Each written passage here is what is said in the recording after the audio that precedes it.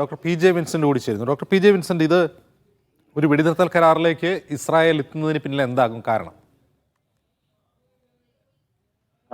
നിലവിൽ അന്താരാഷ്ട്ര രംഗത്ത് വന്നിട്ടുള്ള മാറ്റങ്ങൾ വളരെ പ്രധാനമാണ്. അതിൽ ഏറ്റവും പ്രധാനപ്പെട്ടത് അമേരിക്കൻ പ്രസിഡന്റ് സ്ഥാനത്തേക്ക് ജനുവരി 20 ഡൊണാൾഡ് ട്രംപ് അധികാരത്തിൽ വരും എന്നുള്ളതാണ്. ഡൊണാൾഡ് ട്രംപ് കൃത്യമായി സൂചിപ്പിച്ച കാര്യം, അദ്ദേഹം ഓവൽ ഓഫീസിൽ പ്രവേശിക്കുന്നതിന് മുമ്പായി ഗസ യുദ്ധം അവസാനിപ്പിക്കും എന്ന് അദ്ദേഹം പറയുകയുണ്ടായി. അതോടൊപ്പം ഉക്രൈൻ റഷ്യ സംഘർഷത്തിലും കാര്യമായ ഒരു ഇടപെടൽ ഡിപ്ലോമാറ്റിക് മാർഗത്തിലൂടെ, നയതന്ത്ര മാർഗത്തിലൂടെ പ്രശ്നപരിഹാരത്തിന് ശ്രമിക്കും എന്നും അദ്ദേഹം സൂചിപ്പിക്കുകയുണ്ടായി. അപ്പം നേരത്തെ സൂചിപ്പിച്ചതുപോലെ ഹമാസിനെതിരായിട്ട് ഒക്ടോബർ 7 തന്നെ ഇസ്രായേൽ പ്രഖ്യാപിച്ച യുദ്ധത്തിൽ അവർ അന്ന് പ്രഖ്യാപിച്ച യുദ്ധലക്ഷ്യങ്ങൾ ഒന്നും തന്നെ നേടിയിട്ടില്ല എന്നുള്ളത് വാസ്തവമാണ്. അവര് പ്രാഥമികമായിട്ട് ഉദ്ദേശിച്ചത് 250ഓളം തടവിലാക്കപ്പെട്ട, ബന്ദികളാക്കപ്പെട്ട ഇസ്രായേൽ പൗരന്മാരെ തിരിച്ചു കൊണ്ടുവരും എന്നുള്ളതാണ്. അത് സാധിച്ചില്ല.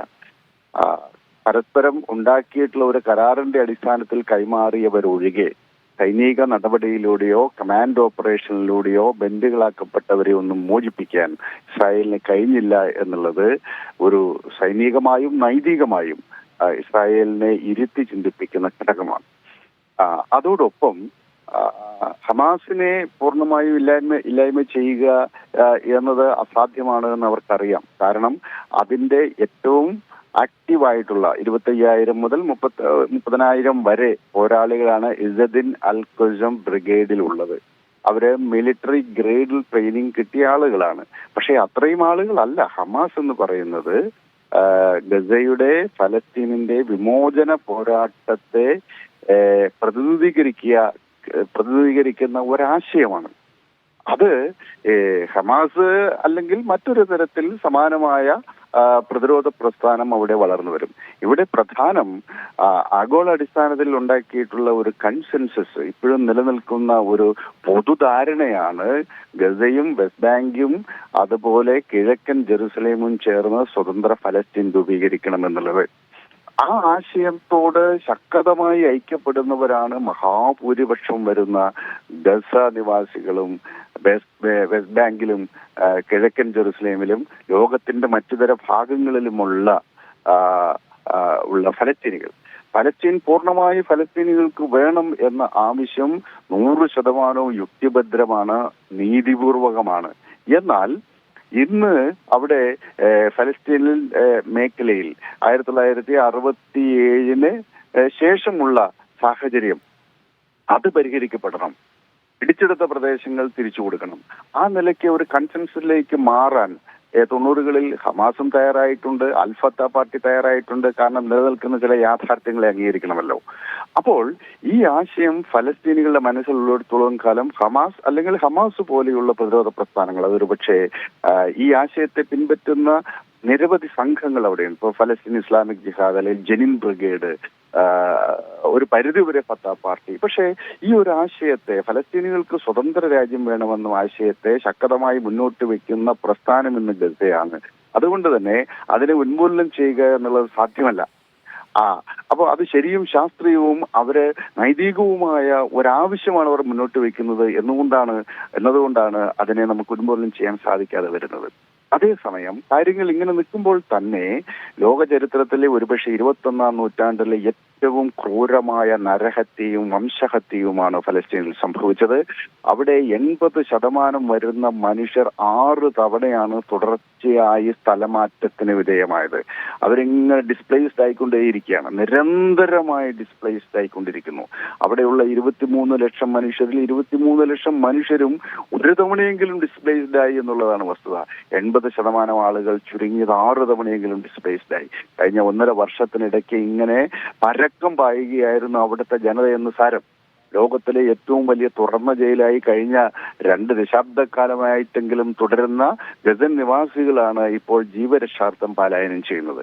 ഉത്തര ഗാസ എടുത്ത് പരിശോധിച്ചാൽ അവിടെ ആകാശത്തിന് മേലെ ഉയർന്നു നിൽക്കുന്ന ഒരു നിർമ്മിതിയും ഇല്ലാത്ത വിധം ആ പ്രദേശം മുഴുവനും തരിപ്പണമാക്കപ്പെട്ടു, ഫ്ലാറ്റ് ടെന്റ്. അപ്പൊ ഇത്രയും വലിയ ഭൗതിക വസ്തുക്കളുടെ തകർച്ചയുണ്ടായി. വെള്ളമില്ല, വാട്ടർ റിസോഴ്സസ് മുഴുവൻ ഇല്ലാതായി, താമസിക്കാൻ വീടുകളെല്ലാം ഇല്ലാതായി, സ്കൂളുകൾ തകർക്കപ്പെട്ടു, ആശുപത്രികൾ ഇല്ലാതായി. അങ്ങനെ ആധുനിക ജീവിതത്തിന് അനിവാര്യമായ ഘടകങ്ങൾ, ഭൗതിക സാഹചര്യങ്ങൾ ഒന്നുമില്ലാത്ത വിധം ഗസയെ തകർത്തു. അവിടെ 46,000-ഓളം ആളുകൾ കൊല ചെയ്യപ്പെട്ടു. അതിൽ ഏകദേശം 70% സ്ത്രീകളും കുട്ടികളും അടങ്ങുന്ന സാധാരണക്കാരാണ്. അപ്പോൾ ഇത്തരത്തിൽ ഒരു മഹാദുരന്തത്തെ അതിജീവിക്കാൻ ആ ജനതയ്ക്ക് കഴിഞ്ഞു എന്നുള്ളിടത്താണ് ഏറ്റവും പ്രധാനപ്പെട്ട കാര്യം.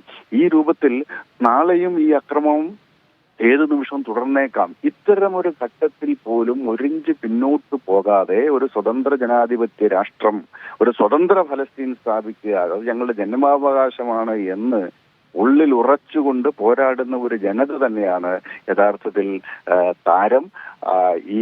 ഈ കരാറ് അവരുടെ പ്രതിരോധത്തിന്റെ ഉൽപ്പന്നമാണ്. യഥാർത്ഥത്തിൽ വൻശക്തികൾ ഇടപെട്ടിട്ടോ അല്ലെങ്കിൽ അവരുടെ താല്പര്യങ്ങൾക്കനുസരിച്ചോ ഉണ്ടായതായിരിക്കില്ല തീർച്ചയായിട്ടും. കാരണം ഇത്രയും മാരകമായ പ്രതിസന്ധി ഉണ്ടായിട്ടും 46,000-ഓളം മനുഷ്യർ വംശീയ ഉന്മൂലനത്തിന് വിധേയമായിട്ടും ആ ഗസൻ ജനത ഇപ്പോഴും പോരാട്ടത്തിന്റെ അഗ്നിമുഖത്ത് നിൽക്കുന്നു എന്നുള്ളത് തന്നെയാണ് ഏറ്റവും പ്രധാനപ്പെട്ട കാര്യം. അതുകൊണ്ട് ശരിയായ ഒരാവശ്യത്തിന് വേണ്ടി അടിയുറച്ച് ഒരു ജനത മുന്നോട്ട് വന്നു കഴിഞ്ഞാൽ അവരെ തോൽപ്പിക്കാൻ ഒരു ശക്തിക്കും കഴിയില്ല എന്നുള്ളത് ചരിത്രത്തിൽ നിരവധിയായ ഉദാഹരണമുണ്ട്. വിയറ്റ്നാം ജനത അമേരിക്കയെ പരാജയപ്പെടുത്തിയത് 21-ാം നൂറ്റാണ്ടിലെ ക്ലാസിക്കൽ എക്സാമ്പിളാണ്. 20-ാം നൂറ്റാണ്ടിലെ 21-ാം നൂറ്റാണ്ടിൽ ആ രൂപത്തിൽ ചരിത്രം എഴുതിയവരാണ്, ഇപ്പോഴും എഴുതിക്കൊണ്ടിരിക്കുന്നവരാണ് ഗാസ നിവാസികൾ. ഏതായാലും അവിടെ ഒഴുകുന്ന കുഞ്ഞുങ്ങളുടെ രക്തം, സ്ത്രീകളുടെ രക്തം, സാധാരണ മനുഷ്യന്മാരുടെ രക്തം അതിനൊരു പരിഹാരമുണ്ടാവണം. ആ അർത്ഥത്തിൽ ഒരു സമ്പൂർണ്ണ കരാറിലേക്കും വെടിനിർത്തലേക്കും നീളുന്നത് ലോകത്ത് സമാധാനം ആഗ്രഹിക്കുന്ന, യുദ്ധം ഒഴിവാകണം, യുദ്ധം ഇല്ലാതാക്കണം, മനുഷ്യർക്ക് മനുഷ്യാവകാശങ്ങളോടുകൂടി ആത്മാഭിമാനത്തോടുകൂടി മാന്യതയോടുകൂടി ജീവിക്കാൻ സാധിക്കണമെന്ന് ആഗ്രഹിക്കുന്ന സകല മനുഷ്യർക്കും ആവേശം നൽകുന്ന കാര്യമാണ്. ശരി, നന്ദി ഡോക്ടർ പി ജെ വിൻസെന്റ് ഈ വാർത്തയോട് പ്രതികരിച്ചതിന്.